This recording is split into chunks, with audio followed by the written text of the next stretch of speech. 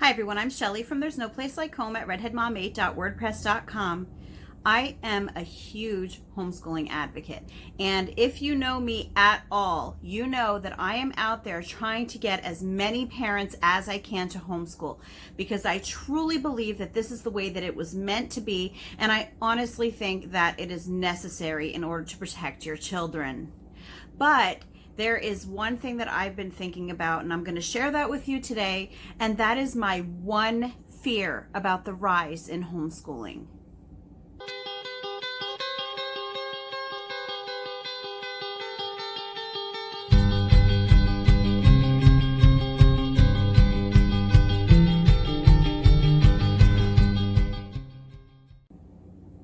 You know, I have to be completely honest with you.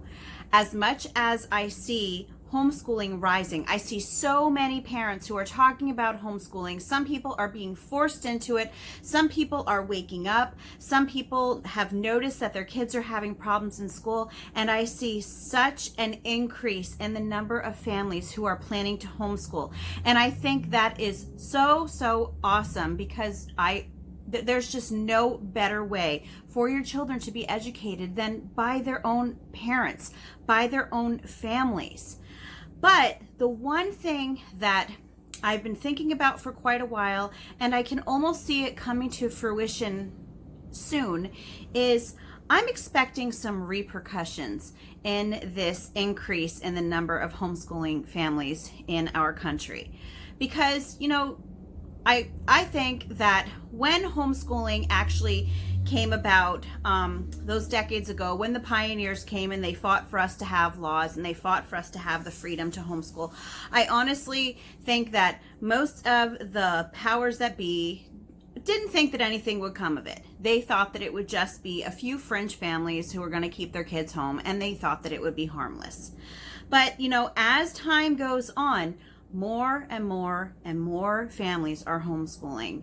And the last that I've heard, it's about 3.5 million children who are estimated to be homeschooling just in the United States. And I'm not even sure if that's including the children who do not have to be registered with the school district. I'm not sure how they came up with that number, but I know that it's at least 3.5 million children who are being homeschooled in the United States right now. And I can't help but wonder how long the government is going to let this go. Because if you have seen my videos, if you know the truth about public education, I think that you will realize that they don't like the fact that people are not sending their kids to school. Children in schools are indoctrinated into the way that the powers that be, the elite, the cabal, whatever it is that you want to call them, but there are people behind everything, and they want children in the public education system because they want them to be trained to be obedient. They want them to be trained to not really have the critical thinking skills to make connections. They really want them to be easily controllable. And what's happening is that since there are so many families who are homeschooling now, that means that there are that many children who are no longer in those social engineering factories, who are being indoctrinated, brainwashed.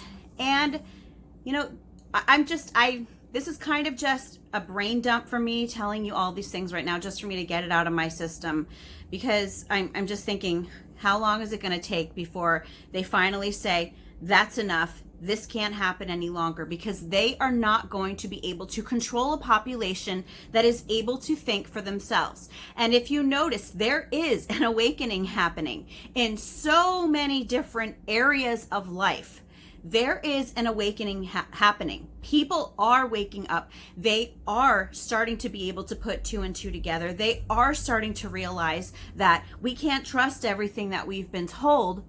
And I'm just waiting. I'm just waiting for, you know, that bomb to drop where they say, that's it, you know, you can't homeschool anymore. And I'm kind of looking at this, that they might do this in increments. They might start in with medical mandates for homeschoolers. We already see the medical mandates are happening for public school students. And I actually think that when they did these medical mandates in these in these states like New York and California, and I know there are other states as well, but I'm just saying all this off the top of my head right now. But when they started doing these medical mandates, I don't think that they actually expected parents to pull their kids out of school. I think that they actually expected parents to comply. And they don't understand the tenacity of parents. So what's happening is, instead of these parents giving in, they are pulling their kids out of school. So the next step is going to be medical mandates for homeschoolers. Beyond that, I'm fully expecting them to start just cracking down on homeschool laws in the states, making them more strict, making them more restrictive, giving more rules, giving the government more say over the things that homeschoolers are allowed to do.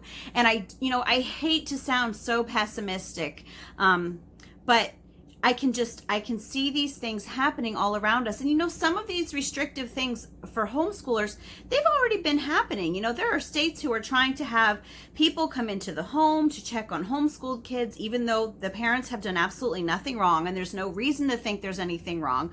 But you see more and more and more that people are pushing for laws like that. People are even pushing for medical mandates for homeschoolers as well.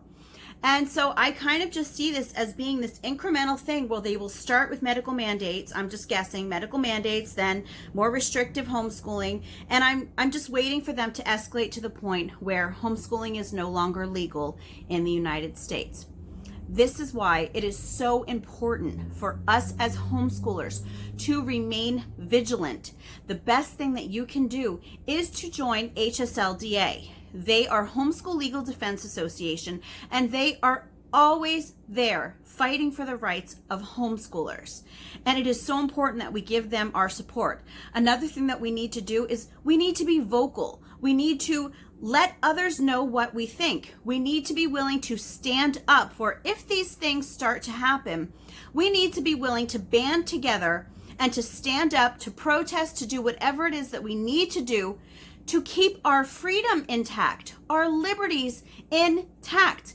And does that mean that, everything will definitely turn out our way? Probably not, because if you look at just how the medical mandates went, they didn't go the way that most of the parents wanted them to.